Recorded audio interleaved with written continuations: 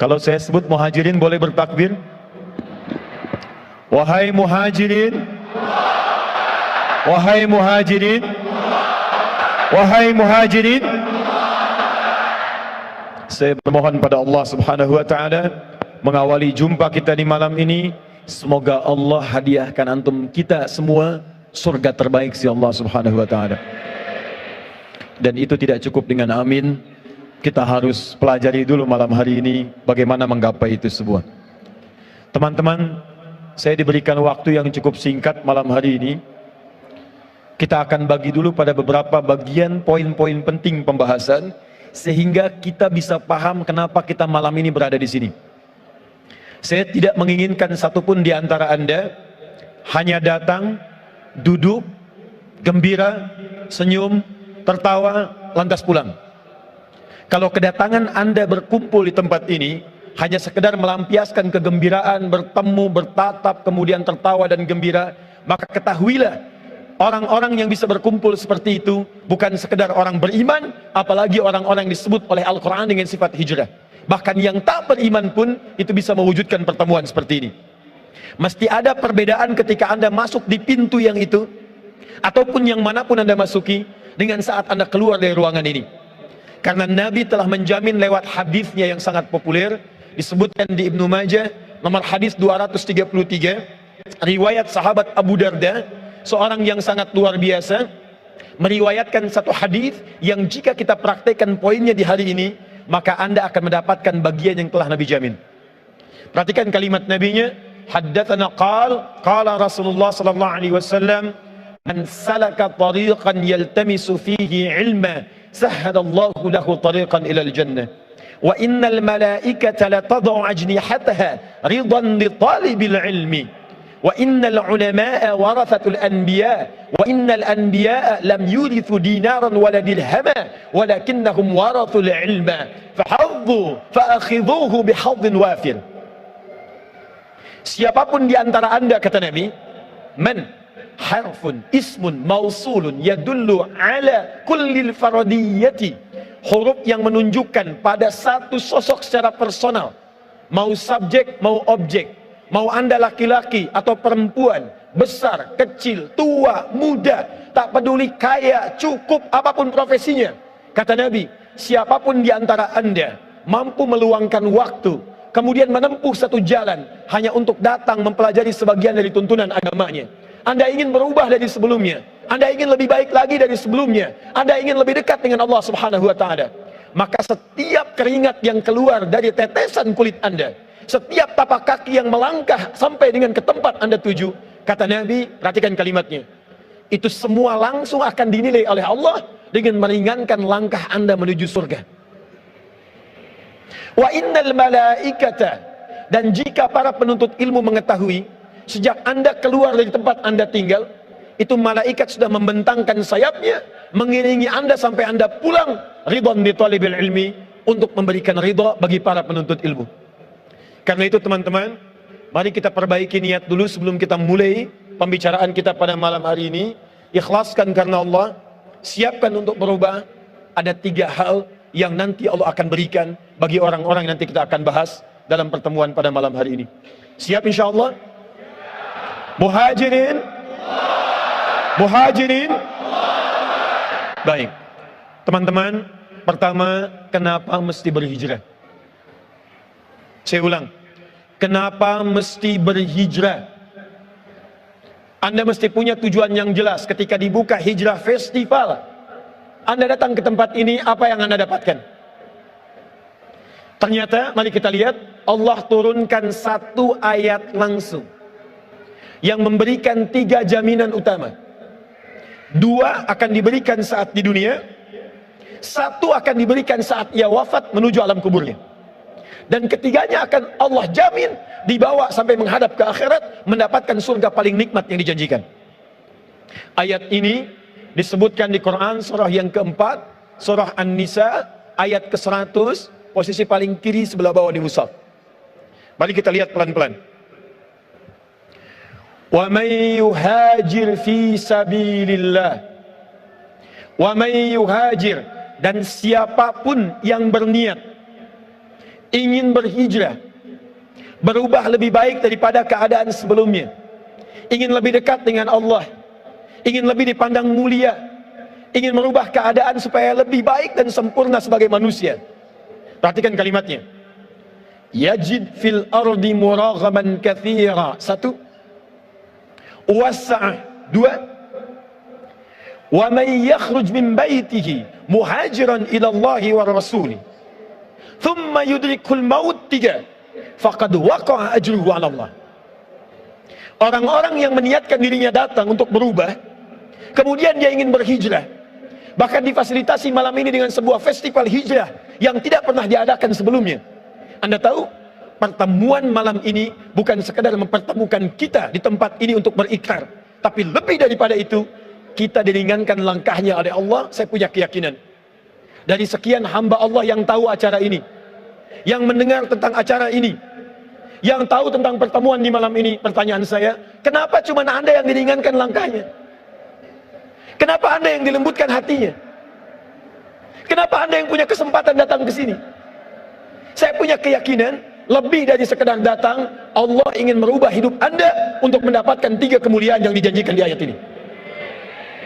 Dengan kalimat ini baik-baik. Kalau Anda sampai datang ke sini, duduk di sini, dan kita belajar di malam ini, mendengar ayat ini, tapi 3 kemuliaan ini belum mampu Anda raih, dan bahkan Anda tidak semangat untuk meraihnya, maka dengan cara apa lagi Allah mesti menjadikan Anda orang baik? Ada banyak orang yang berharap datang ke sini. Dia bertanya berapa lagi tiketnya tersedia.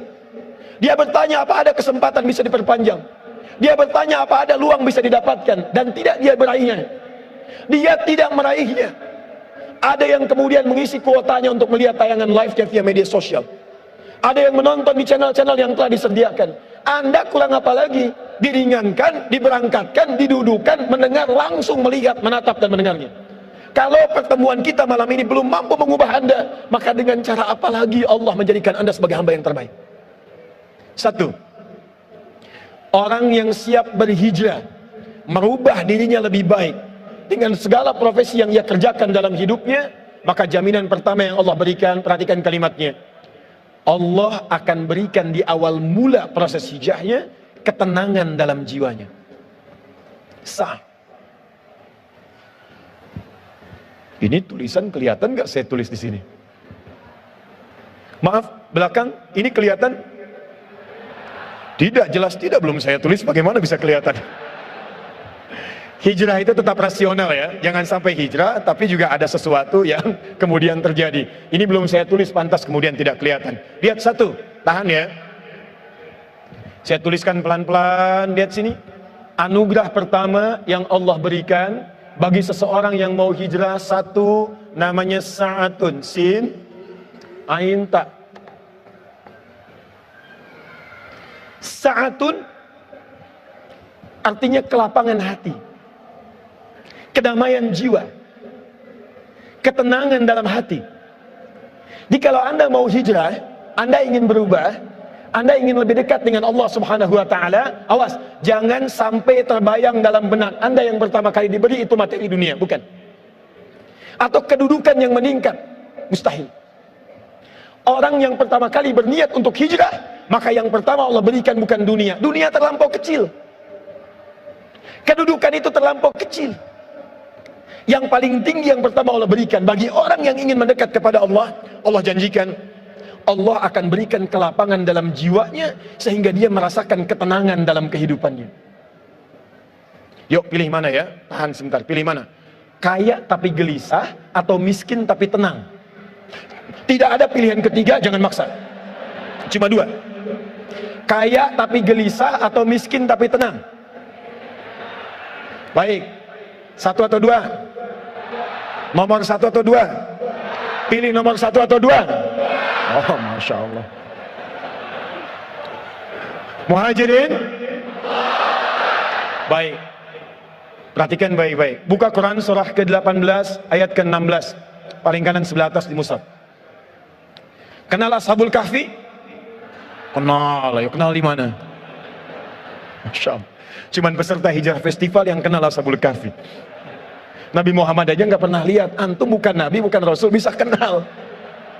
Pulang saya.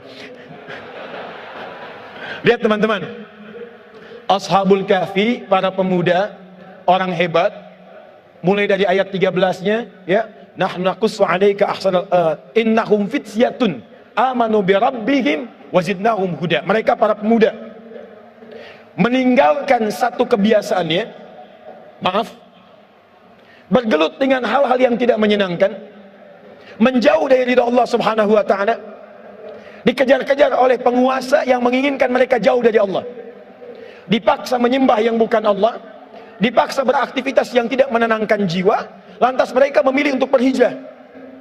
Mereka tinggalkan kemapanannya, mereka tinggalkan kesenangannya, mereka meninggalkan kemudian kenyamanannya. Anda tahu ketika mereka berhijrah untuk meninggalkan lingkungan-lingkungan sebelumnya, kemana Allah mintakan mereka untuk pergi? Bukan dipindahkan ke rumah mewah, bukan diberikan kendaraan yang hebat, bukan diberikan rumah yang luas, bukan itu. Tapi ketika mereka diminta oleh Allah hijrah, buka ayat ke-16-nya. Wa idh i'tazaltumuhum wa ma ya'buduna illa Allah fa'u ilal kahfi yanshur lakum rabbukum birrahmatihi wa yuhayyi lakum min amrikum mirfaqa. Allah. Ketika mereka memutuskan untuk hijrah, meninggalkan segala kebiasaan yang ada di kaumnya, mereka kemudian mendekat kepada Allah. Walaupun itu berjuang dengan hal yang tidak mudah. Ada yang menyerangnya, ada yang mencelaknya, ada yang memakinya, ada yang mengejarnya, ada yang berniat mengeksekusinya. Namun mereka bertahan menghadapi itu semua untuk mendekat kepada Allah Subhanahu wa taala. Apa perintah pertamanya? Fa'u ilal kahfi, masuk ke gua. Anda terbayang nggak? Kalau saya katakan sekarang, Ustadz, saya mau hijrah. Oh, silahkan ya, pergi ke Gunung Karang, masuk ke gua. Pertanyaan saya, masuk tidak Anda? Kalau ada Anda bertanya, saya pengen hijrah, lantas Anda disuruh masuk ke dalam gua. Pertanyaan saya, masuk tidak? Ulangi, masuk tidak? Tidak. Perhatikan bagaimana keyakinan mereka terhadap Allah. Diperintahkan masuk gua, sepanjang Allah yang perintahkan, saya masuki gua itu. Masuk guanya bukan karena guanya, cuma karena Allah perintahkan. Kalau Allah nggak minta, saya nggak akan masuk ke gua itu. Anda bisa bayangkan, gua yang tempatnya lebih sempit dari rumah yang ditinggali, fasilitasnya nyaris tidak didapati, kemewahannya tidak diraih, ketenangannya dirasakan, nampaknya tidak seperti tempat sebelumnya. Tapi ketika mereka masuk ke dalam gua itu, apa yang Allah berikan?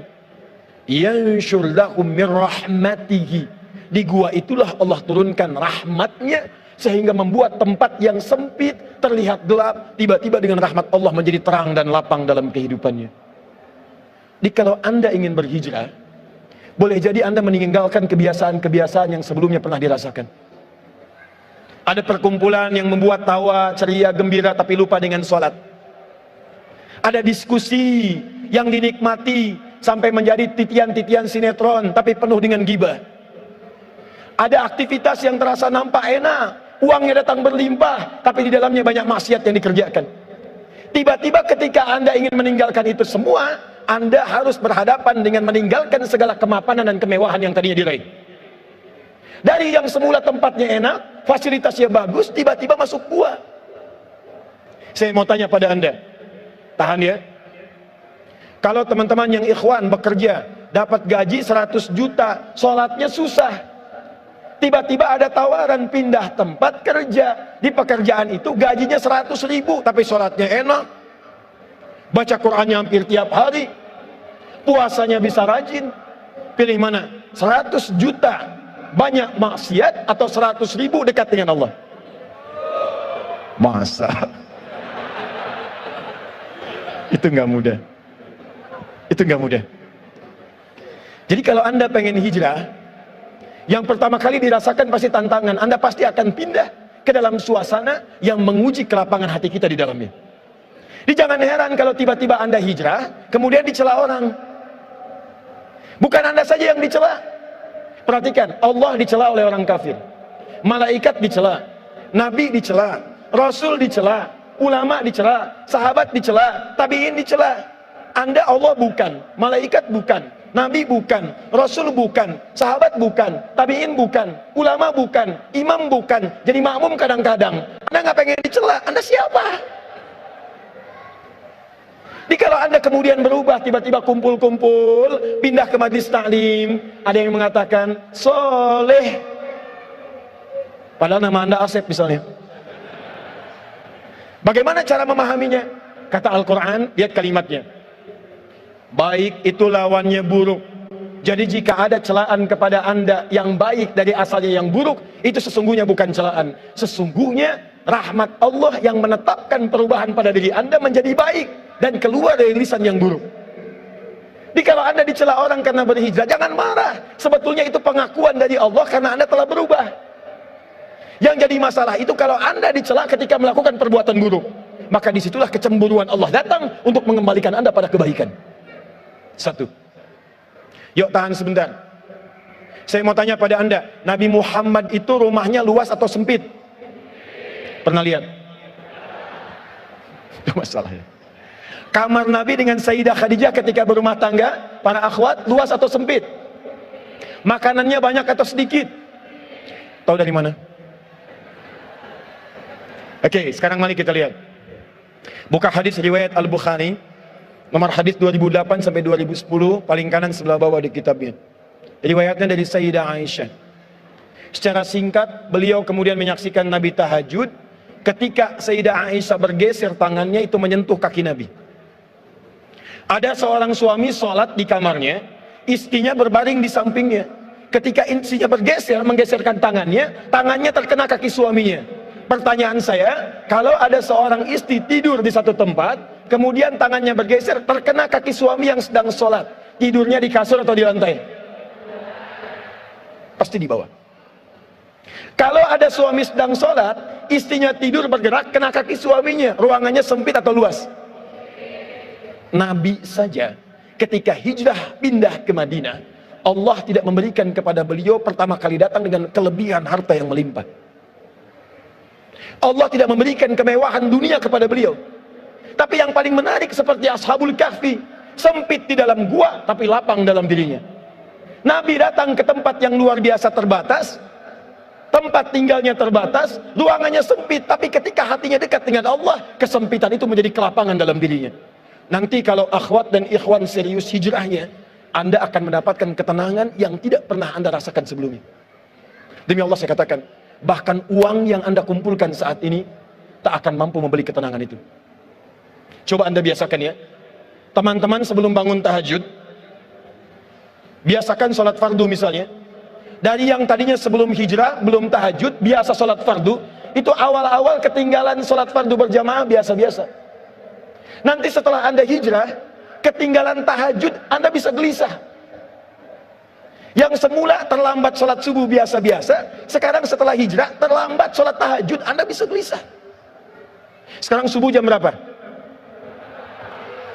4 lewat 10 7 8, Masya Allah. Muhajirin berbeda pendapat tentang waktu sholat subuh. Ini artinya datangnya dari tempat yang berbeda-beda. Lihat sini, ada orang subuh adzan 4 lewat 7. Orang ini bangun jam 7 lewat 4. Terlambat dia sholat, biasa-biasa. Nanti setelah dia hijrah akan terjadi perubahan. Dia biasa tahajud, bangunnya jam 3, sholat dia pelan-pelan. Yang terjadi apa? Satu ketika dia bangun jam 4, masih 7 menit ke arah subuh, tiba-tiba dia bangun, saat dia bangun dia katakan, ya Allah terlambat saya.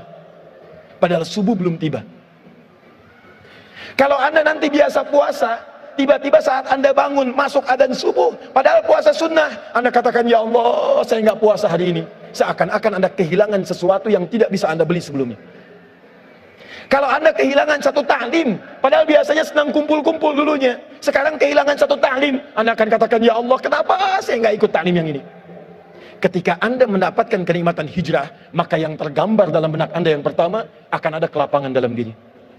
Makanya mohon maaf ya para akhwat, ikhwan, kalau ada yang mengajak antum hijrah, lalu antum berproses hijrah, tapi tidak memberikan ketenangan ke dalam jiwa, berarti ada sesuatu yang tidak tepat dengan hijrahnya. Pasti ada yang salah. Karena orang hijrah itu ciri pertamanya hatinya lebih tenang. kenal dengan Talhah, sahabat Nabi sallallahu alaihi wasallam. Talhah hijrah dengan istrinya. Kemudian beliau tinggal di Madinah. Satu kali Nabi kedatangan seorang tamu mengatakan, "Ya Rasulullah, saya datang lapar. Boleh saya minta jamuan?" Nabi tanyakan pada setiap istrinya, datang ke Sayyidah Aisyah, ada makanan? Kata beliau, tidak. Datang kepada Zainab radhiyallahu taala anha, ada makanan? Kata beliau, tidak. Datang kepada Saudah binti Zam'ah, ada makanan? Kata beliau, tidak. Perhatikan, seorang nabi saja itu belum tentu mendapati makanan di rumahnya. Saya pernah mendengar riwayat seperti ini. Satu kali, saat Nabi itu di pagi hari bersiap untuk sarapan, ternyata di rumahnya Sayyidah Aisyah nggak punya makanan. Anda bayangkan, Nabi di rumah nggak ada makanan. Sayyidah Aisyah kemudian menangis pada saat itu, mengatakan pada dirinya, "Ya Allah, saya zalim ya Allah pada Nabi. Hari ini beliau tidak puasa, tapi saya nggak punya makanan untuk dimasak." Anda tahu apa yang Nabi lakukan? Beliau datangi istrinya, beliau berikan senyuman terbaik, lalu beliau bisikan ke telinganya, "Sayang, tahukah kamu, hari ini aku puasa." Satu kali terjadi, Nabi SAW di hari puasa, riwayat sahih. Di hari puasa, Sayyidah Aisyah lupa, beliau masak. Lalu beliau katakan pada dirinya, "Ya Allah, saya zalim hari ini. Nabi puasa, kok bisa saya masak?" Apa yang Nabi lakukan? Beliau datangi istrinya, beliau berikan senyum terindah, beliau katakan pada istrinya, "Sayang, hari ini aku tidak puasa." Anda bisa bayangkan bagaimana rumah tangga seseorang yang bahkan tidak ada makanan itu masih keluar kalimat-kalimat indah di lisannya. Kalau hatinya tidak lapang, mustahil mendapatkan semua itu. Datang ke rumah Nabi, makanan tidak ada. Kata Nabi, "Tunggu sebentar, saya akan carikan sahabat yang bisa membantu." Ditanyakan oleh Nabi, "Siapa yang bisa menjamu tamu ini?" Mengacungkan tangan seorang bernama Talha. Kata beliau, "Ya Rasulullah, saya yang menjamu." Saat dikatakan, "Talha, kamu siap-siap pulang ke rumahnya." Sampai di rumahnya ternyata bertanya pada istrinya, "Sayang, di rumah kita sekarang ada makanan apa?" Kata istrinya, "Hanya satu porsi untuk anak kita yang sedang lapar sekarang." Perhatikan bagaimana keluarga ini setelah berhijrah belajar dari kenyamanan yang Allah tanamkan dalam jiwanya. Kata suaminya, "Kamu tidurkan dulu anak kita." Saya mau tanya ya pada akhwat teman-teman di sini, kalau ada tamu kemudian dibawa ke rumah ibu, ke rumah teman-teman di sini, tiba-tiba Anda akan menjamu makanan yang ada cuma satu porsi untuk anak Anda yang sedang lapar. Pertanyaan saya, makanan itu akan diberikan kepada tamu atau kepada anak yang sedang lapar? Pilih, tamu atau anak? Masa? Tamu atau anak? Muhajirin? Perhatikan baik-baik. Istrinya berkata tanpa dugaan, "Aku akan tidurkan lebih cepat dari waktu sebelumnya." Anaknya kemudian ditidurkan oleh ibunya. Kemudian suaminya mengambil penyiapan makanan, dibawa ke ruang makan, dijamu tamunya. Kata Talha, "Silahkan engkau makan." Kata tamunya, "Saya tidak akan makan sebelum Anda makan dengan saya." Kata Talha, "Saya merasa malu kalau meninggalkan istri saya sendirian. Saya akan temani istri saya untuk makan di tempat yang lain." Jadi tamu itu kemudian makan, Talha kemudian pindah ke satu tempat, terlihat bayangan dari tempat tamu itu. Suami istri ini terlihat sedang makan, nampak seperti makan. Yang satu makan dengan lahapnya, sementara yang satu ternyata sedang pura-pura makan. Hanya membunyikan tempat makanan, padahal tidak ada makanan yang beliau makan. Saya mau tanya pada Anda, bagaimana bisa orang-orang yang hijrah punya kepekaan seperti ini? Dia sendiri masih butuh, tapi saat orang lain terlihat membutuhkan, dia rela memberikan pada apa yang mereka butuhkan. Peristiwa ini ketika terjadi, besoknya datang Talha menghadap kepada Nabi. Kata Nabi, "Selamat ya Talha, telah turun satu ayat dari Allah langsung untuk menghadiahkan kepada dirimu." Turunlah Quran surah ke-59 ayat 9 sampai 10 itu, paling kanan sebelah bawah. "Wa yu'thiruna ala anfusihim walau kana bihim khasasa." Jadi kalau Anda hijrah, maaf ya, maaf sekali, gagal di pekerjaan, tidak akan kecewa. Maaf sekali, tertinggal kemudian kemewahan, tidak akan kecewa. Ada orang mencela, tidak akan marah. Ada orang memaki, lapang hati. Kalau Anda benar-benar berhijrah, seakan-akan ada ketenangan yang tak terlukiskan sebelumnya. Sekarang saya tanya pada Anda, dari 3 hari Anda mengikuti acara ini, berapa ketenangan yang sudah Anda dapatkan dalam jiwa Anda? 1. Tahan ya, kita baru pembukaan nih, kita belum mulai. Ya. Sampai jam berapa saya? Baik, Masya Allah, tinggal 20 menit lagi. Tahan. 2, saya agak cepat sedikit. Ustaz, kalau cuman hatinya tenang, tapi kebutuhan tidak tercukupi, maka apakah saya bisa menjalani kehidupan dunia dengan nyaman? Nah, ini bagian keduanya. Saat hatinya sudah diberikan ketenangan, kemudian dia semakin yakin dengan Allah, semakin dekat, maka berlakulah keadilannya. Orang dekat dengan direktur, maka diberikan fasilitas di pekerjaannya. Orang dekat dengan polisi, diberikan akses di jalanannya. Orang dekat dengan seorang tokoh, diberikan akses terdekat dengan tokoh dimaksud. Maka orang yang sudah dekat dengan Allah, apa yang tidak mudah bagi Allah untuk diberikan kepadanya. Karena itu ternyata, yang pertama ini saat Allah berikan, ini hanya untuk membangun keyakinan dan kedekatan dengan Allah. Begitu Anda lapang, yakin dengan Allah, begitu sudah dekat dengan Allah, apa yang Anda rasakan hilang sebelumnya, akan diganti minimal 2 kali lipat dari sebelumnya. Itu yang dimaksud dengan muraghaman katsira wasa'. Anda tadinya tidak berhijab, kemudian meninggalkan itu semua. Profesinya bagus, bayarannya mahal. Akhwat tidak berhijab, bayarannya bagus sekali, mahal luar biasa.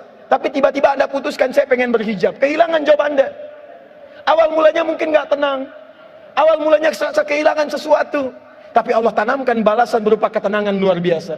Setelah hati Anda lapang, hati Anda nyaman, dekat dengan Allah, semua yang Anda rasakan hilang tadi akan dikembalikan 2 kali lipat. Bahasa Al-Qurannya, muraghaman katsira wasa'. Tiba-tiba ada acara yang membutuhkan seorang perempuan berhijab. Tiba-tiba banyak acara yang membutuhkan seorang berhijab. Tiba-tiba ada pekerjaan yang hanya dilakukan oleh seorang yang berhijab. Perhatikan, ada kisah yang sangat luar biasa yang dialami oleh seseorang di masa-masa salafus saleh. Maaf sekali, seorang pemuda penuh dengan aktivitas gelap. Pekerjaannya mencuri, merampok, membegal, minum-minum, sudah dilakukan. Jadi kalau, mohon maaf ya, ada yang pernah merampok, ada yang pernah mencuri, ada yang pernah minum-minum, sampai malam ini, saya kasih tahu, Anda terlambat. Karena sudah ada yang sebelumnya. Dan mereka lebih hebat. Tapi orang ini yang dahsyat. Dia memutuskan untuk merubah keadaan hidupnya. Dia katakan pada dirinya, perhatikan ya, saya berikan Anda rahasia di malam ini. Tiba-tiba ada bisikan dalam jiwanya, apa kamu akan seperti itu selamanya? Apa kamu akan jadi kriminal selamanya? Apa kamu akan jadi pemabuk selamanya? Saya berikan rahasia pada Anda dalam Al-Quran. Jika satu saat ada getaran di dalam jiwa mempertanyakan Anda, kapan Anda berubah jadi baik? Saat Anda pernah berbuat salah, tanamkan pada jiwa Anda, pada saat itu Allah sedang menanamkan cinta pada diri Anda untuk berubah jadi lebih baik. Tahan ya. Di antara nama manusia ada yang disebut dengan insan. Berasal dari nisyan, artinya lupa. Nisyan seakar dengan kata nasya. Saya lupa, nasitu. Kita lupa, nasina. Dalam bahasa Al-Quran, nasitu, nasina sering disandingkan dengan salah. Salah disebut dengan akhta. Saya salah, akhta'tu. Kita salah, akhta'na. Buka Quran surah kedua Al-Baqarah ayat 286. Rabbana la tu'akhidna in nasina au akhta'na. Lupa lantas salah. Kenapa manusia disebut dengan insan? 65 kali disebutkan dalam Al-Quran, di 43 surah berbeda. Kata Ibnu Abbas, karena manusia itu disebut insan, karena dalam hidupnya pasti tidak ada yang sempurna. Setiap yang bernama manusia pasti salah. Saya tanya pada Anda, siapa yang tidak punya dosa? Boleh angkat tangan. Saya pulang. Yang dosanya sedikit, boleh angkat tangan. Yang agak banyak. Yang banyak. Tuh, saking banyaknya nggak bisa angkat. Saya juga pasti punya dosa, Anda punya dosa, kita punya dosa. Yang namanya manusia pasti pernah salah. Mustahil ada manusia tidak salah. Yang salah itu sudah tahu salah, nggak mau berubah. Tapi saking sayangnya Allah, Allah sifat rahmatnya lebih dalam dibandingkan dengan murkanya. Anda kenal Fir'aun? Ayo kenal. Bingung saya, Hijrah Fest ini banyak yang kenal. Ya, Masya Allah, Fir'aun kenal, Ashabul Kahfi kenal ya. Luar biasa. Buka Quran surah ke-20 ayat 43 sampai 44. Ya. Setiap apa yang saya sampaikan di akhir nanti akan saya tanyakan. Nanti kita akan interaksi. Buka Quran surah 20 ayat 43 sampai 44. Lihat baik-baik. Fir'aun itu manusia paling kejam di masanya. Kata-katanya kasar. Saking kasarnya, mohon maaf ya, bukan cuma celaan. Kalau sudah keluar kata kasar, resikonya nyawa. Itu saya tidak suka dengan rambutnya tuh. Tolong pisahkan kepala dari badannya. Kepalanya. Jadi kalau sudah nggak suka, itu bisa kematian taruhannya. Sehingga apa yang terjadi? Maaf, hobinya bunuh orang. Buka Quran surah kedua ayat 49. Yudzabbihuna abna'akum. Bahkan membunuhnya, diikuti bayi yang sedang dikandung, saat terlahir langsung disembelih di depan ibu yang baru melahirkannya. Fir'aun. Kata-katanya kasar, mengaku Tuhan. Ana rabbukumul a'la. Saya Tuhan kalian yang paling hebat. Manusia sekarang paling banter ngaku nabi. Fir'aun ngaku Tuhan. Ana rabbukumul a'la. Tapi apakah dengan segala tingkah pola seperti itu membuat Allah tidak memberikan hidayah? Tidak. Kamu lahir bersih, kamu lahir punya fitrah. Kenapa kamu pulang dalam keadaan berdosa? Dikirimkan langsung 2 orang nabi kepada Fir'aun. Anda terbayang tidak? Kita saja sampai hari ini nabinya cuma 1, nggak pernah lihat. Fir'aun manusia paling zalim, dikirimkan 2 orang nabi. Idhaba ila fir'auna innahu tagha. Musa dan Harun pergilah kepada Fir'aun, dia telah mulai menyimpang. Fir'aun 1 orang, nabinya 2. Sejahat-jahatnya manusia, Allah masih sayang, pasti dibawa jalan untuk berubah. Dia bisa kebayang nggak? Fir'aun yang ngaku Tuhan, hobi bunuh orang, kata-katanya kasar, suka eksekusi, masih diberikan hidayah untuk berubah. Anda bukan Fir'aun. Anda tidak pernah mengaku Tuhan. Anda tidak pernah punya hobi bunuh orang. Kesalahan Anda tidak sebanyak Fir'aun. Kalau Fir'aun saja diberi jalan untuk berubah, apalagi Anda? Pasti Allah bisikan dalam jiwa Anda, ada saatnya Anda untuk berubah. Sebelum Allah wafatkan Anda untuk kembali kepadanya. Ingat teman-teman, maaf ya, maaf. Kita tidak akan lama. Satu kali kita pasti akan pulang. Pastikan saat Anda pulang, ada kebahagiaan terpancarkan di wajah Anda. Ketika Anda terlahir, semua orang tertawa melihat Anda, dan Anda menangis. Tapi pastikan ketika Anda wafat nanti pulang kepada Allah, buat orang lain menangis, Anda yang tertawa. Saat Anda terlahir, Anda menangis, orang tertawa. Saat Anda wafat kembali kepada Allah, pastikan dengan perubahan itu, Anda yang tersenyum, buat mereka menangis, mengiringi kepulangan Anda kepada Allah Subhanahu wa Ta'ala. Jadi kalau Fir'aun saja bisa berubah, kenapa Anda tidak? Selalu ada jalan untuk mendekat kepada Allah Subhanahu wa Ta'ala. Pemuda tadi ada bisikan di jiwanya. Begitu terbisiki, kenapa kamu nggak bisa berubah? Bagaimana cara untuk mendapatkan itu semua? Buka Quran surah 29 ayat ke-69. Ini rumusnya. Tahan ya. Kalau sedang ada bisikan, kamu mesti berubah, kamu harus lebih baik dari sebelumnya, kamu mesti kuat, itu artinya tanda cinta dari Allah. Kalau sudah ada bisikan seperti itu, jangan dibiarkan. Bahasa Qur'annya, walladzina jahadu fina lanahdiyannahum subulana. Kalau ada orang-orang ketika sedang mendapatkan bimbingan dari kami, kemudian dia ambil petunjuk itu, dia katakan pada dirinya, saya mesti berubah, saya mesti lebih baik. Maka kata Allah, saya akan tunjukkan jalan baginya untuk berubah dengan cara yang lebih mudah. Pemuda itu mengambil petunjuk ayat ini.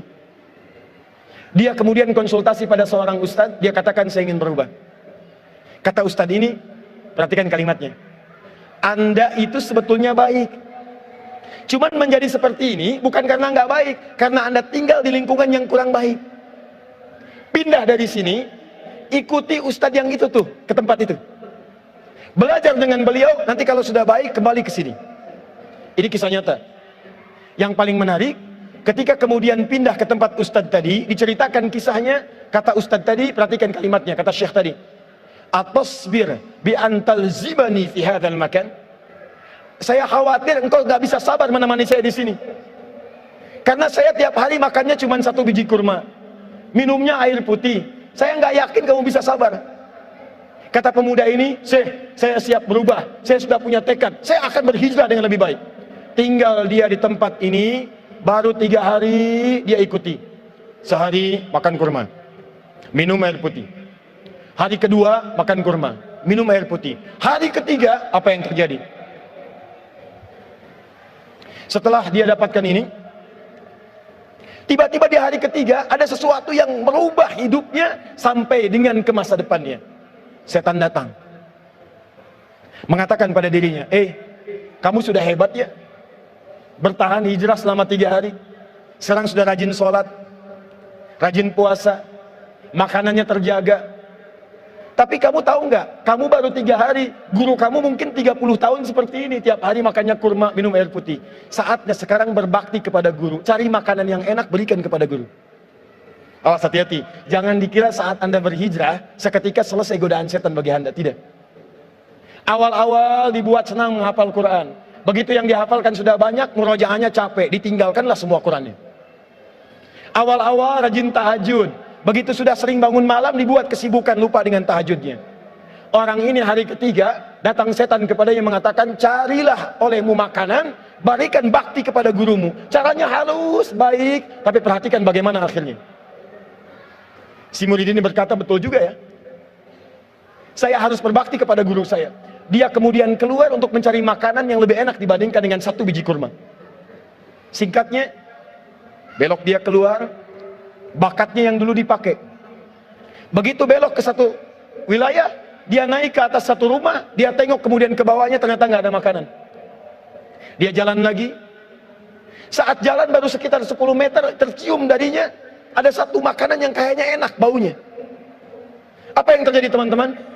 Dia naik ke tembok pemilik rumah itu, dia lihat kemudian keadaan rumahnya, dia lihat ada satu asap datang dari satu ruangan di rumah itu. Dia lihat kanan kiri nggak ada orang, lompat pagar itu, begitu naik kemudian masuk, dia buka, Allah, ternyata di situ sedang ada 3 buah terong yang baru matang dimasak. Perhatikan, baru 3 hari hijrah, merasa ada perubahan, dipedaya oleh setan. Datang ke tempat itu, begitu dibuka 3 buah terong, ada bisikan dalam dirinya, ambil terong ini, coba dulu, kalau enak, bawa terongnya, berikan pada gurumu. Engkau pasti kalaupun ketahuan akan disedekahkan, karena gurumu orang paling masyhur di tempat ini. Tuh, ada snack, punya teman, gak pernah bilang-bilang, diambil aja, kasih ustadz. Kalau tahu buat ustadz pasti dikasih. Ada motor, tiba-tiba diambil aja, bilang aja buat ustadz, pasti dikasih. Teman-teman, bilang ini buat syekh, pasti diberikan. Dicoba oleh orang ini, perhatikan bagaimana perlindungan Allah kepada orang yang baru hijrah. Begitu terongnya kemudian masuk ke dalam mulutnya, dia coba, tiba-tiba muncul kemudian bimbingan dari Allah kepada dirinya, disebut burhan namanya. Burhan. Seperti Nabi Yusuf ketika berduaan dengan seorang perempuan dipaksa, muncul kemudian petunjuk dari Allah, tinggalkan itu, tidak bagus. Anda juga pasti begitu. Kalau Anda sudah berubah baik, diajak pada yang tidak baik, hati Anda akan mengatakan, jangan ikuti, itu nggak bagus, jangan lakukan, itu nggak baik. Dimakan terong itu, begitu masuk ke mulutnya, belum masuk ke kerongkongannya, tiba-tiba ada petunjuk, itu kan bukan makanan kamu, buang. Dengan rasa takut kepada Allah, dimuntahkan terong yang telah dikunyah itu, ditinggalkan tempatnya dengan perasaan takut, dia kembali kepada syekhnya yang tadi. Begitu datang tergesa-gesa ke masjid tempat syekh itu tinggal, tiba-tiba ada satu kejadian yang sangat menarik. Syekh itu terlihat di dalam masjid sedang menghadapi seorang perempuan yang sedang duduk, di luarnya ada seorang sepuh yang sedang menunggu. Begitu si syekh melihat tadi anak muda datang dengan tergesa-gesa, kata syekhnya, ya gulam, ta'al huna. Nak, coba ke sini. Sini. Begitu pemuda tadi datang, kata syekhnya mengatakan, tahukah engkau, ini ada perempuan, baru kemudian berpisah dengan suaminya wafat, dia ditinggalkan, tidak ada kemudian, belum ada keturunan, baru menikah, suami meninggal, kemudian dia datang ke sini setelah selesai masa iddahnya, mencari pendamping yang bisa mendampinginya. Syekhnya katakan, apakah kamu siap untuk mendampinginya? Saya tanya pada antum yang ikhwan, kalau antum di posisi seperti pemuda tadi, antum terima nggak? Nggak ada rumah, nggak ada makanan, hidup numpang, tiba-tiba ada seorang perempuan datang minta nikah, cari pemuda yang bisa mendampingi, terima nggak? Tuh, langsung terima aja. Lihat sini, Kata anak muda tadi, karena sudah hijrah, perasaannya lain. Dia bukan sekedar memikirkan dirinya, dia pikirkan kemudian calon pasangan hidupnya. Kata anak ini, ya Syekh, saya saja makannya numpang dengan Anda. Kurma setiap hari, air putih saya numpang, bagaimana saya bisa menghidupinya? Jawab Syekh ini, kamu jangan khawatir, karena perempuan ini telah ditinggalkan oleh suaminya, harta yang sangat banyak, dia hanya membutuhkan seorang suami yang soleh yang bisa membimbingnya. Harta ada, rumah ada, istri siap setia. Pertanyaan saya, kalau Anda ditawari seperti itu, diterima atau tidak ditolak sama sekali? Lebih cepat, lebih enak diterima. Secara singkat, kemudian beliau katakan, baik, saya terima kalau begitu. Dipanggillah bapak tua tadi yang ada di ruangan luar masjid. Ternyata itu bapak si perempuan tadi. Ini kisah nyata. Setelah dipanggil, diakadkan, kemudian dinikahkan, kata istrinya, sayang, mari kita pulang ke rumah. Digandeng tangannya, ternyata jalurnya melewati jalur tempat yang saat si pemuda tadi cari makanan. Begitu lewat ke rumah pertama yang dia naik ke atas pagar tadi, yang nggak ada makanan. Begitu lewat ke tempat itu, si pemuda tadi sudah deg-degan, jangan-jangan ini rumahnya. Kata si perempuan, sayang, ini bukan rumah kita, ayo masih lewat. Begitu jalan lagi 10 meter, si pemuda tadi sudah menggenggam erat tangan istrinya, dia bawa cepat-cepat untuk meninggalkan rumah tadi yang ada terongnya. Kata istrinya, sayang, kamu mau kemana? Rumah kita di sini. Tuh bayangkan, rumah kita di sini. Deg-degan kemudian anak muda tadi masuk ke dalam rumahnya. Begitu masuk, pertanyaan pertama istrinya, zauji hal anta ja'i? Sayang, kamu lapar gak sekarang? Kata suaminya, wallahi selama 3 hari makan saya cuma kurma, minum air putih. Kalau ditanya lapar, saya sangat lapar. Intadhir qalilan, tunggu sebentar. Ternyata si perempuan tadi sudah menyiapkan makanan spesial yang terong tadi untuk calon suaminya. Tapi kejadian kemudian tidak seperti yang diharapkan. Begitu sampai ke dapur, dia lihat kemudian terongnya telah terbuka, ada masalah. Dia teriak pada saat itu, manakala bazinjani, siapa yang makan terong saya? Nah, tahan. Kalau Anda dalam situasi tadi, awas jangan enaknya aja, siap terima. Sekarang masalahnya mulai muncul. Kalau Anda dalam situasi tadi, apa yang Anda katakan? Awas jangan salahkan kucing. Manusia kadang tidak adil. Awas hati-hati, yang keluyuran si fulana yang disalahkan kupu-kupu. Awas hati-hati, yang korupsi manusia yang disalahkan tikus. Baik, apa yang Anda katakan? Mas Riki kabur, nggak bertanggung jawab. Lihat sini, karena sudah hijrah, maka orang hijrah itu tidak akan menutupi nilai-nilai kebaikan dalam dirinya. Dia ceritakan seadanya. Dia katakan, zaujati, sayang istriku, wallahi saya tidak mengurangi setiap kalimat pun. Tadi kejadiannya begini, saya itu sudah 3 hari begini, ada bisikan mencari makan untuk memuliakan guru, saya cari-cari sehingga datang ke sini, saya temukan terong ini, tapi wallahi begitu saya cobain, saya tumpahkan karena takut saya kepada Allah. Saya tumpahkan. Anda tahu apa yang terjadi? Keluarlah satu kalimat jawaban dari istri yang tak terduga. Yang kata sementara orang mengatakan, kalau istri semua seperti ini dalam kehidupan, maka tenang kehidupan di muka bumi. Apa jawab istrinya? Perhatikan. Kata istrinya, wallahi secuil terong yang kau tumpahkan karena takut kepada Allah itu, kemudian Allah ganti dengan seluruh terongnya, panci tempat terongnya, rumah tempat terongnya, dan pemilik terongnya. Wallahi secuil terong yang kau tumpahkan karena takut kepada Allah itu, Allah ganti kembalikan dengan seluruh terongnya, panci tempat terongnya, rumah tempat terongnya, dan pemilik terongnya. Tahan ya Bu ya, pegang erat tangan suaminya supaya nggak cari terong dari sini pulang. Jadi teman-teman, hijrah itu nggak akan pernah ada kehilangan dunia, enggak. Anda pasti genggam itu, yakin. Kalau Anda pertama berubah, Anda dipaksa dekat dulu dengan Allah. Begitu sudah dekat, semua dikembalikan, nggak ada yang hilang. Ingat kata-kata saya ini ya, ingat kata-kata saya. Buka Quran surah ke-51 ayat 22. Quran surah kedua ayat 168. Quran surah kedua ayat 172. Quran surah ke-7 ayat 96. Dan Quran surah kedua ayat ke-29. Ulangi. Oke. Siapa yang hafal Quran? Ya hafal Quran 30 juz, angkat tangan. 1, 2. Akhwat, saya baru dapat 2 orang, 3, 4, terus saya pengen 100 orang. 1, 2, 3, 4, ada lagi? Tidak ada? 30 juz?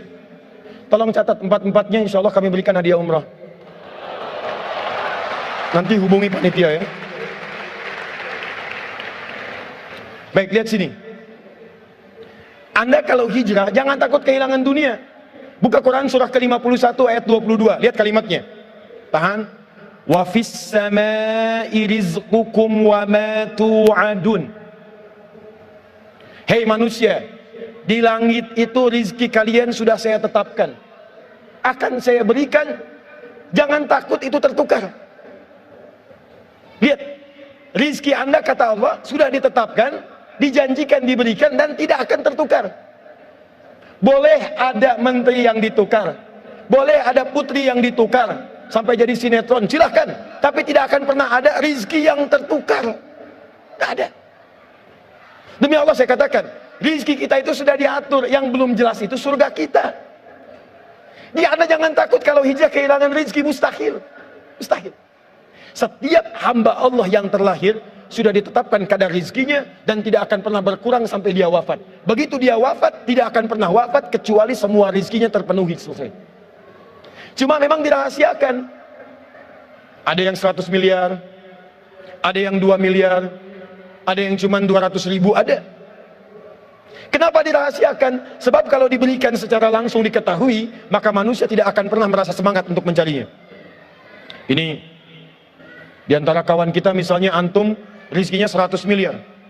Hari ini sudah mendapatkan 999, misalnya 99 miliar, 999 juta, 999 ribu rupiah.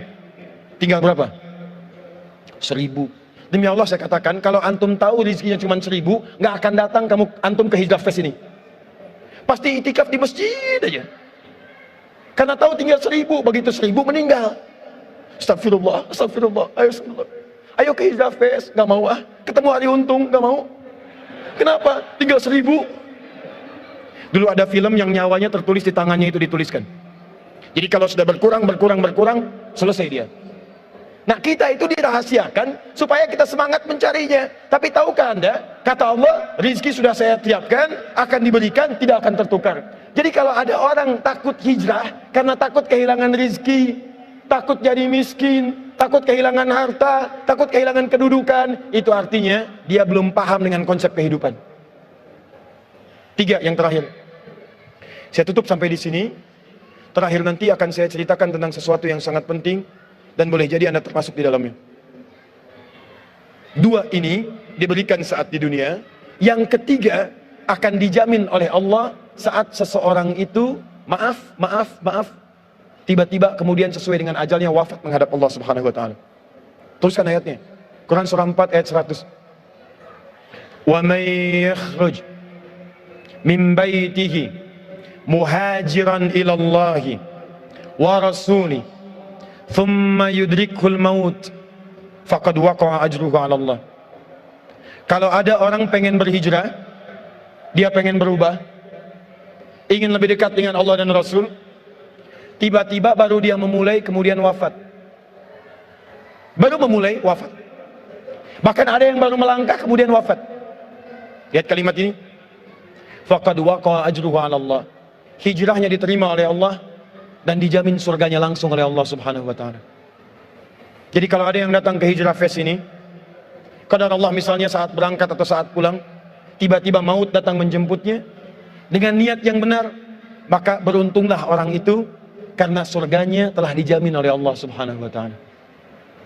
Bahkan yang paling dahsyat, kalau dia benar-benar berhijrah diawali dengan tobat. Misal, ayat ini turun untuk menggambarkan seorang yang pernah bunuh 100 orang. Dia berzina, dia mabuk, dia bunuh orang sampai 100. Tiba-tiba dia katakan saya ingin berubah. Dia konsultasi pada seorang syekh, kata syekh itu belajar ke tempat sana, datang ke majelis ilmu. Begitu di jalan dia berangkat, di tengah jalan dia bertobat, astagfirullah, astagfirullah, astagfirullah. Di tengah jalan belum sampai ke tujuan, maut datang menjemputnya. meninggal di tengah jalan, belum sampai ke majelis ilmu, dalam keadaan bertobat, bahkan telah membunuh 100 orang, banyak mabuk, banyak mencuri dan sebagainya. Apa yang terjadi? Turun ayat mengatakan, faqad waqa ajruhu 'ala Allah. Dosanya saya ampuni kata Allah dengan tobatnya, kakinya yang dia langkahkan menghadirkan satu amalan, dia dijamin masuk surga. Angkat tangan Anda, siapa yang pernah bunuh 100 orang? Ada polisi di sini? Siapa yang hobinya menyakiti orang lain? Siapa yang setiap harinya sehari mabuk minimal 5 kali sehari? Kalau Anda belum mencapai ini, Anda belum ada apa-apanya. Tapi persoalannya, yang bunuh orang aja, maaf ya, yang bunuh orang, yang mabuk, yang zina, tobat diampuni, masuk surga. Masa Anda yang gak pernah bunuh orang gak bisa masuk surga? Kalau cuma Anda pernah ditato, hapus. Kalau pernah mabuk, tinggalkan. Sesali, berubah. Begitu Anda berubah, walaupun wafat, pulang dari sini wafat, Allahu Akbar, kalau tobat surga menanti Anda. Mau seperti itu? Silakan nanti pulang wafat gitu ya. Teman-teman, baik, sekali lagi, siap berhijrah insya Allah? Siap berhijrah? Nah, pertanyaannya terakhir, saya punya 7 menit. Bagaimana cara berhijrah? Saya hanya berikan satu kisah, diabadikan dalam kitab hadis. Ini barangkali, maaf ya, ini rencana suami dengan istri yang dimaksimalkan oleh istri saat dia single parent dalam kehidupannya. Perhatikan baik-baik. Singkat saja, singkat ya. Hijrah itu berpindah pada satu keadaan yang lebih baik menurut Allah. Berpindah pada satu keadaan yang lebih baik menurut Allah. Maaf ya, tidak harus pindah tempat. Misal, ini rumah Anda di sini. Ini masjid. Jaraknya cuma 5 meter. Sepeda punya, mobil ada, motor lengkap. Bahkan di masjid ini speakernya ngadap ke rumah Anda begini. Tapi selama ini walaupun dipanggil dengan azan, Allahu Akbar, nggak ada sentuhan. Panggilan datang, sulit direspon. Sulit kemudian diikuti. Sholat berjamaah ke masjid malas. Tiba-tiba Anda ingin merubah hidup Anda lebih dekat dengan Allah. Anda katakan, ya Allah, bagaimana kalau saya diwafatkan? Yang jaraknya 5 kilo ke masjid dengan jalan kaki. Masa saya yang 5 meter tidak datang ke masjid, walaupun Allah kirimkan semua perangkatnya. Anda katakan, saya mesti berubah. Tidak harus pindah tempat, robah keadaan Anda. Datang kemudian ke masjid, robah hidup Anda. Itu yang disebut dengan hijrah. Di kantor, ada kegiatan-kegiatan yang tidak bagus. Proyek yang tidak benar. Kadang-kadang proyek yang ditukar, manipulasi data dan sebagainya. Kantornya tidak harus pindah. Kalau Anda mampu berada di situ, merubah diri Anda, maka berubah. Tampilkan akhlak yang baik. Praktekkan kejujuran. Praktekkan kemuliaan. Demi Allah saya katakan, untuk hijrah, tidak harus Anda menjadi seorang ustadz atau ustadzah. Artis tetap jadi artis. Aktor jadi aktor. Zaman Nabi ada aktornya, ada artisnya, ada penyair Nabi namanya Hasan bin Sabit. Ada pejuangnya, ada pengusahanya, ada pebisnisnya, ada pemerintahannya, ada semuanya. Tapi tahukah Anda, mereka masih bisa menghatamkan Al-Quran, mereka bisa tahajud, mereka bisa baca Al-Quran, mereka bisa berpuasa. Jadi untuk berhijrah tidak harus menjadi seseorang yang kemudian ditampilkan dengan tampilan-tampilan jubah seakan-akan terlihat baik, tapi isinya tidak berubah. Siap insya Allah? Nah, sekarang perhatikan. Pertama, pulang ke rumah. Kalau hijrahnya ingin mudah, Anda mesti kompak dulu satu keluarga. Satu tekad yang sama. Cara paling cepat, ngobrol dengan suami, katakan, renungkan, bangun di malam hari, bahwa satu saat Anda akan wafat. Dan bayangkan, apakah Anda sudi diwafatkan dalam keadaan seperti ini yang belum baik? Setelah Anda tergerak untuk berubah, baru kemudian bikin visi ke depan. Ini pernah direncanakan oleh suami istri, di masa lalu, dituliskan di dalam kitab yang sangat populer. Persoalannya, begitu ibunya mengandung, istrinya mengandung, lahir anaknya, usia 2 tahun, maaf, mereka punya rencana. Anak ini insya Allah kita akan didik jadi lebih baik, keluarga kita lebih baik, anak ini akan jadi ulama. Qadarullah usia 2 tahun, ayahnya meninggal. Ini kisah nyata. Ibunya ingat, saya tetap pertahankan untuk berubah, jadi lebih baik. Walaupun ayah tidak ada, saya single parent. Saya rawat anak ini sebaik-baik. Usia 4 tahun, anak ini, maaf ya, terkena penyakit buta permanen. hijrah tidak akan sepi dengan ujian. Suami meninggal, single parent, anaknya kemudian buta permanen. Apa yang dilakukan oleh ibunya? Ibunya tetap berpedoman, Allah pasti akan berikan yang terbaik. Anak ini kemudian terus didoakan, bangkit di malam hari, perbanyak kemudian tingkatkan ibadah. Ingat ya rumus ini, orang tua yang rajin ibadah maka boleh jadi kebaikannya akan diturunkan pada anaknya. Ibunya yang berdoa, anaknya yang mendapatkan bagiannya. Matanya buta tapi diganti oleh Allah dengan ingatan yang luar biasa. Kalau Anda bacakan satu kalimat, satu baris ini, satu lembar buku dibacakan oleh Anda satu halaman, maka seketika dia akan ingat seketika tanpa diulang. Dengan titik, dengan komanya. Anak ini kemudian dibawa ke sekolah Al-Quran, dimasukkan talaki ke syekh di sana. Syekh di situ kemudian membacakan pada saat itu surat Qaf, surah ke-50. Qaf dibacakan sampai akhir ayatnya. Anak ini anak yang paling kecil teman-teman, mata buta, nggak bisa ngelihat. Teman-temannya berada di atasnya usianya, ada yang 6 tahun, 7 tahun, dia 4 tahun.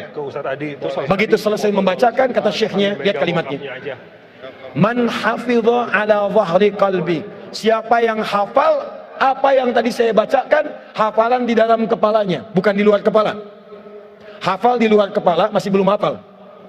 Kata syekhnya, hafal di dalam kepalanya. Tiba-tiba saat semuanya diam menyimpan tangannya begini, anak yang buta tadi mengangkat tangannya mengatakan, hafidhu ala zahri qalbi, saya sudah hafal. Syekhnya penasaran, kata syekhnya, bagaimana? Diambil anaknya ke depan, diminta baca, Masya Allah, bacaannya bukan hanya hafal, makhrajnya, sifat hurufnya, tajwidnya, semua mirip dengan syekhnya. Kata syekhnya, minal an tadrusul hadis, dari sejak sekarang ananda mesti belajar hadis, karena Quran itu dijamin kemudahannya, hadis yang tidak ada jaminan. Anak ini secara singkat, tinggal 1 menit, pulang ke rumahnya, diantar oleh asisten rumah tangga ibu tadi. Begitu nyampe di rumahnya, wajahnya gembira, mengatakan pada ibunya, Ummi, ibu, tadi saya dipuji oleh saya begini, ada kejadian begini, saya seperti ini. Kata anak ini, minal an uridul hadis, ma, sekarang saya pengen belajar hadis. Kata ibunya, ya bunayya iktafi bil Quran, anakku sayang, kamu punya keterbatasan, supaya kamu nggak capek sekarang Quran dulu, baru setelah itu hadis. Kata anaknya, lah, dia percaya pada gurunya, dia percaya pada keyakinannya, dia katakan, ma, saya pengen belajar hadis. Dia tinggalkan ibunya sambil meraba jalan begini ke kamarnya. Perhatikan baik-baik, begitu ibunya melihat, ingat kemudian dengan suaminya, ingat tentang rencana mereka, ingat tentang mereka punya rencana masuk surga bersama-sama. Teman-teman, ibunya langsung masuk ke dalam kamar, dia bentangkan sajadahnya di mihrabnya, dia salat 2 rakaat, dia bermohon kepada Allah. Saat sujud itulah dia tumpahkan segala keinginannya. Perhatikan kalimatnya. Rahasianya ada di Quran surah ke-17 ayat 110 sampai dengan 111, paling kanan sebelah atas. Ya Allah yal basir, yalladzi ala kulli syai'in qadir, a'id basirat ibni. Saya mau akhiri. Ketika tumpah air matanya dia katakan, ya Allah yang maha melihat, mohon kembalikan penglihatan anak saya. Yal basir, yalladzi ala kulli syai'in qadir, a'id basirat ibni. Begitu mengatakan kalimat itu, capek ketiduran. Kemudian pada saat itulah anaknya sedang mengulang surat Qaf di kamarnya. Begitu ibunya mengatakan yal basir, anaknya sampai pada ayat ke-22.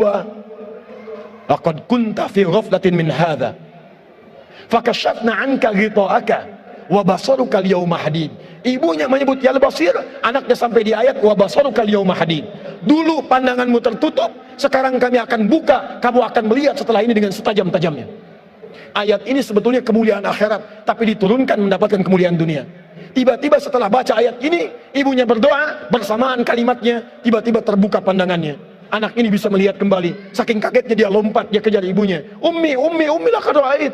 Ma, saya bisa lihat lagi. Ma, saya bisa lihat lagi. Ibunya kaget kemudian terbangun. Dia peluk anaknya, dia katakan, nah, mungkin kamu melihat bukan dengan hatimu. Kamu melihat bukan dengan matamu. Rubbama ra'aita biqalbik, laisa bi'aini. Mungkin bukan matamu tapi hatimu. Waktu habis. Kisah belum selesai. Tinggal 1 menit. Boleh 1 menit? Lihat sini. Kata anaknya, "Mah, saya melihat dengan mata saya. Ini mama pakai baju ini. Di sekitar kita ada benda-benda ini." Allahu Akbar. Ibunya kemudian yakin anak itu bisa melihat. Dipeluklah anaknya, Keduanya kemudian menangis dan ibunya sejak saat itu yakin bahwa anak ini punya kemuliaan besar di masa depan. Maka disekolahkanlah kemudian tempat-tempat terbaik, belajar hadis terbaik, diingat segalanya, cepat luar biasa. Anak ini kemudian dikenal dengan luar biasa di masa depan. Nama anak ini adalah Muhammad. Bapaknya yang meninggal namanya Ismail, kakeknya namanya Ibrahim, kakek buyutnya Al-Mughirah, eyang buyutnya Al-Bardizbah, tinggal di kecamatan Ju'fah, di Kabupaten Bukhara, Provinsi Khorasan, negara Uzbekistan sekarang. Kelak di kemudian hari, dia dikenal dengan nama daerahnya Bukhara, dengan Al-Bukhari. Itulah kisah Imam Al-Bukhari. Dua orang suami istri, yang bersiap merubah hidupnya, diturunkan pada anaknya, dan kemuliaan itu diraih. Saya yakin, kalau Anda berhijrah malam ini, boleh jadi yang hafal Quran, mungkin anaknya, mungkin cucunya, mungkin turunan-turunan Anda. Tapi ketahuilah, ketika Anda punya peran di dalamnya, maka surga akan disiapkan untuk semua Anda satu keluarga besar.